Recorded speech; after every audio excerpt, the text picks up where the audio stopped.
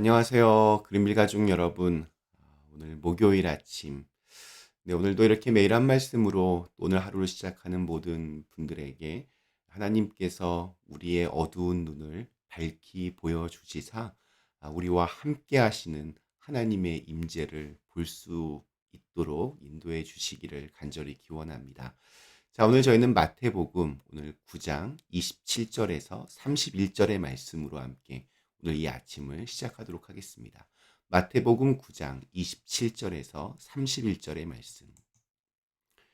예수께서 거기에서 떠나가실새 두 맹인이 따라오며 소리질러 이르되 다윗의 자손이여 우리를 불쌍히 여기소서 하더니 예수께서 집에 들어가심에 맹인들이 그에게 나아오거늘 예수께서 이르시되 내가 능히 이 일할 줄을 믿느냐 대답하되 주여 그러하오이다 하니 이에 예수께서 그들의 눈을 만지시며 이르시되 너희 믿음대로 되라 하시니 그 눈들이 밝아진지라.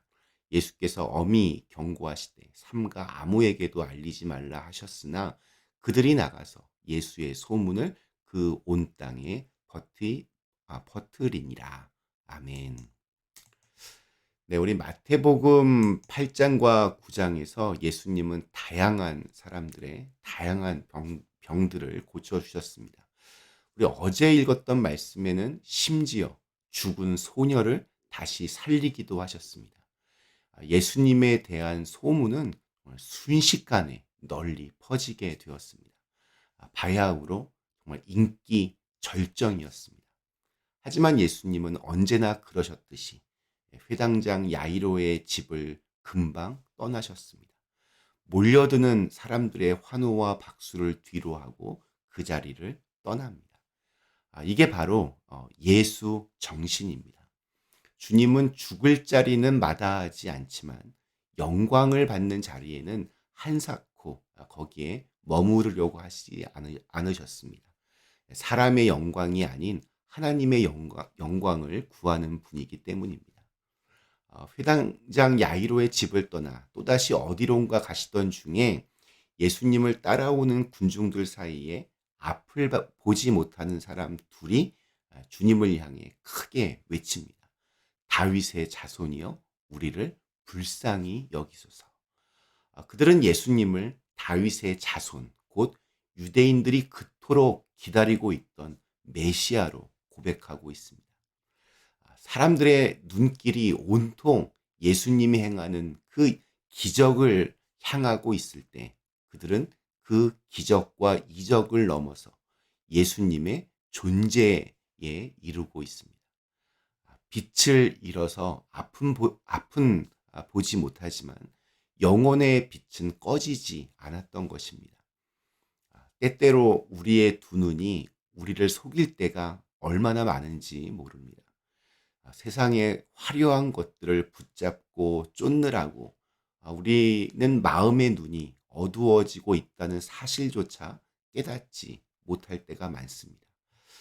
그런데 예수님은 그들의 이 절박한 외침을 외면한 채 집 안으로 그냥 들어가십니다. 너무 냉정하고 싸늘한 반응처럼 보입니다. 그들을 무시하는 것처럼 보입니다. 그래도 그들은 실망하지 않습니다. 그들에게 실망은 어쩌면 사치일지도 모르겠습니다. 사실 앞을 보지 못하는 자신들을 향한 그러한 냉담한 반응은 이미 익숙한 일이었을 것입니다. 앞을 보지 못하던 이 두 사람은 사람들의 그 발자국 소리에 의지해서 더듬더듬 포기하지 않고 예수님을 계속해서 따라갑니다. 마침내 그 집 안에서 예수님이 그들에게 말을 건네십니다. 거두절미하고 바로 핵심으로 돌입합니다. 내가 능히 이 일 할 줄을 믿느냐. 예수님은 그들의 마음을 이미 읽고 계셨습니다. 여기서 이 일이라고 하는 것은 당연히 눈을 뜨게 하는 일입니다. 그들의 대답도 간결합니다. 네, 주님, 그렇습니다. 군더더기가 없습니다. 절대적인 신뢰입니다. 믿음이라고 하는 것은 이런 겁니다. 조금의 민기적거림도 의심도 없습니다. 이 문답의 간결함이 참 감동적으로 다가옵니다. 주님은 지금도 우리에게 물어보십니다. 너희는 내가 능히 이 일을 할 줄로 믿느냐? 우리는 이런저런 문제들을 가지고 주님께 나아갑니다. 뭐 경제적인 문제도 있고, 또 장래에 관한 문제도 있고, 건강에 대한 문제도 있고, 가족이나 친구 간의 관계의 문제도 있고, 뭐 또 교회의 문제도 있을 수 있습니다. 여러 문제들을 놓고 주님께 기도합니다. 그런데 우리는 지금 이 질문 앞에 서 있습니다. 너희는 내가 능히 이 일을 할 수 있다고 믿느냐?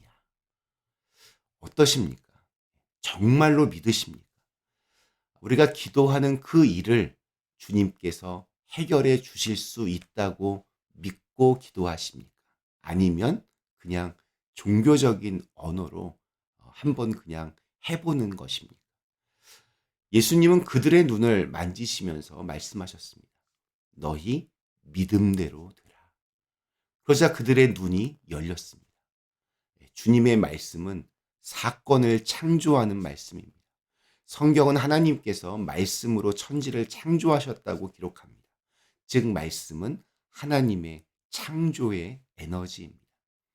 주님의 말씀이 떨어지자마자 앞을 못 보는 이들의 눈이 열렸습니다. 그들이 믿는 대로 된 것입니다. 앞을 보지 못하는 이들의 눈이 열렸다는 것은 이건 그냥 단순한 기적이 아닙니다. 우리 예언자 이사야는 메시아의 시대가 열리는 징조를 그때에 눈먼 사람의 눈이 밝아지고 귀먹은 사람의 귀가 열릴 것이라고 그렇게 예언했습니다. 오늘 이렇게 앞을 보지 못하는 사람의 눈이 밝아졌고 내일은 귀먹은 사람의 귀가 열리는 일들이 벌어집니다. 그러니까 그들이 고백했던 대로 예수님께서 그토록 오래 기다리던 메시아심을 보여주는 징표가 된 것입니다. 지금 우리의 눈은 어떻습니까? 우린 무엇을 많이 보고 계십니까? 정작 보아야 할 것은 보지 못하고 보지 않아도 될 것들만 보고 있지는 않습니까? 중세의 신비주의 신학자 마이스터 에카르트는 이렇게 기도했습니다. 하나님께서 내 안에 거하신다는 것을 믿음 가운데에서 볼 수 있게 해주시기를 원합니다. 하나님이 내 안에 거하신다. 이게 얼마나 사실 엄청난 말이겠습니까? 우리가 나 자신을 함부로 이렇게 내팽개어 치듯이 포기하며 살 수 없는 이유가 바로 여기에 있습니다. 내 안에 거하시는 하나님을 믿음 가운데 볼 수 있게 해달라. 성 어거스틴 역시 이 세상에서 우리에게 주어진 과제는 하나님을 볼 수 있도록 마음의 눈을 치유하는 일이라고 그렇게 정의합니다. 세상의 현란함에 취해서 하나님을 볼 수 있는 마음의 눈이 퇴화해 버린 것은 아닌지 한번 돌아봐야 합니다. 우리는 주님께 우리를 불쌍히 여기소서 기도해야 합니다.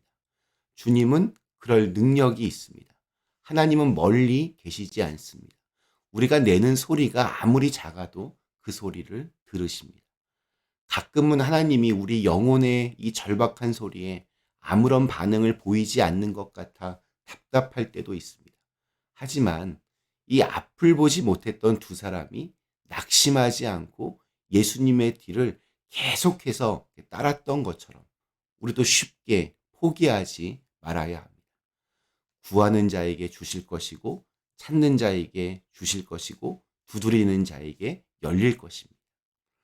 예수님은 눈을 뜨게 된 두 사람에게 엄하게 말씀하십니다. 이 일을 아무에게도 알리지 말아라.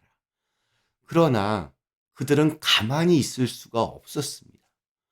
그들은 나가서 예수님의 그 소문을 온 지역에 퍼뜨렸습니다.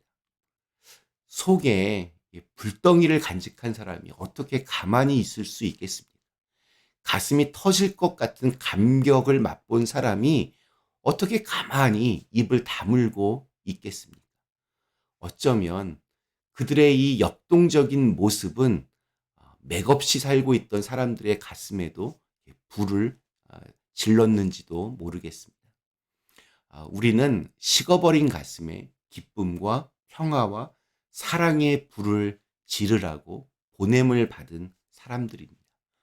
그 불씨를 얻기 위해서는 순간순간 주님의 음성에 귀를 기울여야 합니다. 내가 능히 이 일을 할 수 있다고 믿느냐라고 하는 물음에 네, 주님, 아멘입니다 하고 진심으로 대답할 때 기적은 이미 시작됩니다.